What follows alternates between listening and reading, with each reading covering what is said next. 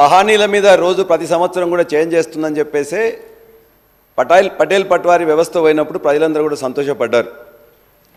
ఆ పటేల్ పట్వారీలే మరలా విఆర్ఓ రూపంలో వచ్చి అదే వ్యవస్థను కొనసాగిస్తున్నప్పుడు ఇది సరైనది కాదు. రైతుకి తన యొక్క భూమి మీద తనకు హక్కు ఉండాలి తప్ప ఏ విఆర్ఓకో వాళ్ళకు ఉండొద్దని చెప్పేసి దాన్ని ఖచ్చితంగా వద్దని చెప్పేసి అనుకున్నాం. ఖచ్చితంగా అధ్యక్ష, మీరు అడిగిన మేము సమాధానం చెప్పినా మీరు సమాధానం చెప్పుకోండి. బాబు నువ్వు సభ్యునివి, మిగతా సభ్యులు మీరు మాట్లాడుకోండి. నేను చెప్పేదానికి మంత్రి గారు సమాధానం చెప్తారు. మీ దగ్గర సబ్జెక్ట్ ఉంటే నేను చెప్పిన దాన్ని డిస్ప్యూట్ చేయదలుచుకుంటే నువ్వు నన్నే రండి ఆపడానికి. స్పీకర్ గారితో మేము మాట్లాడుతున్నాం, మీరెందుకు నన్ను అడుగుతున్నారు?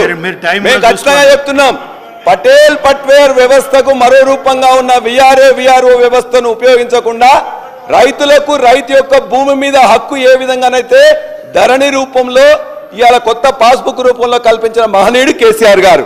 అది మీరు అవునన్నా కాదన్నా ఖచ్చితంగా ఉన్నది. అదే